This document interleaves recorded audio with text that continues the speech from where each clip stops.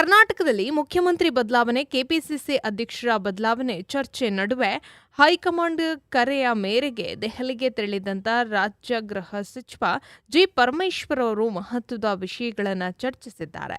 ಪಕ್ಷದಲ್ಲಿ ಈಗ ಬೇರೆಯವರಿಗೆ ಹೆಚ್ಚಿನ ಪ್ರಾಶಸ್ತ್ಯವನ್ನ ನೀಡಲಾಗ್ತಾ ಇದೆ ಎಂದು ಹಲವು ವಿಷಯಗಳನ್ನು ವರಿಷ್ಠರ ಗಮನಕ್ಕೆ ತಂದಿದ್ದಾರೆ.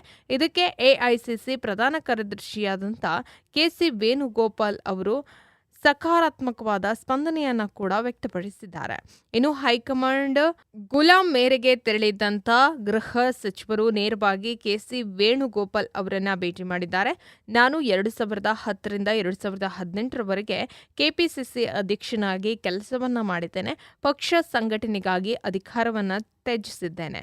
ಸಚಿವ ಸ್ಥಾನ ಬಿಟ್ಟು ಕೊಟ್ಟಿದ್ದೇನೆ.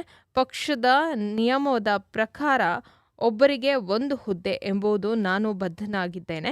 ಗೌರವ ಕೂಡ ಕೊಟ್ಟಿದ್ದೇನೆ. ಈಗ ಪಕ್ಷದಲ್ಲಿ ಬೇರೆಯವರಿಗೆ ಹೆಚ್ಚಿನ ಪ್ರಾಶಸ್ತ್ಯವನ್ನು ನೀಡಲಾಗ್ತಾ ಇದೆ.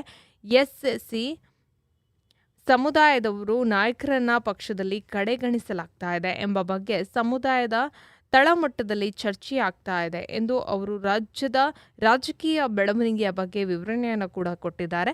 ಜೊತೆಗೆ ದಲಿತ ಸಮುದಾಯದ ನಾಯಕರಿಗೆ ಮನ್ನಣೆ ನೀಡುವಂತೆ ಕೋರಿಕೊಂಡಿದ್ದಾರೆ ಎಂದು ಮೂಲಗಳು ತಿಳಿಸಿವೆ. ಕಾಂಗ್ರೆಸ್ ಪಕ್ಷವನ್ನೇ ಹಲವು ವರ್ಷಗಳಿಂದ ಬೆಂಬಲಿಸುತ್ತಾ ಬಂದಿರುವಂತಹ ದಲಿತ ಸಮುದಾಯದ ಜನರಿಗೆ ನಾವೆಲ್ಲ ಏನು ಎಂದು ಉತ್ತರವನ್ನ ಕೊಡಬೇಕಾಗಿದೆ.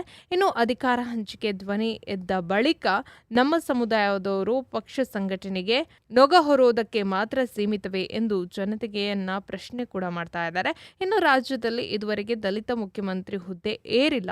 ಪ್ರಸ್ತುತ ಸಿದ್ದರಾಮಯ್ಯ ಅವರನ್ನ ಬದಲಾವಣೆ ಮಾಡೋದಾದರೆ ಪರಿಶಿಷ್ಟ ಜಾತಿಯ ನಾಯಕರನ್ನ ಪರಿಗಣಿಸುವಂತೆ ಹೈಕಮಾಂಡ್ ಮುಂದೆ ಪ್ರಸ್ತಾಪಿಸಿದ್ದಾರೆ.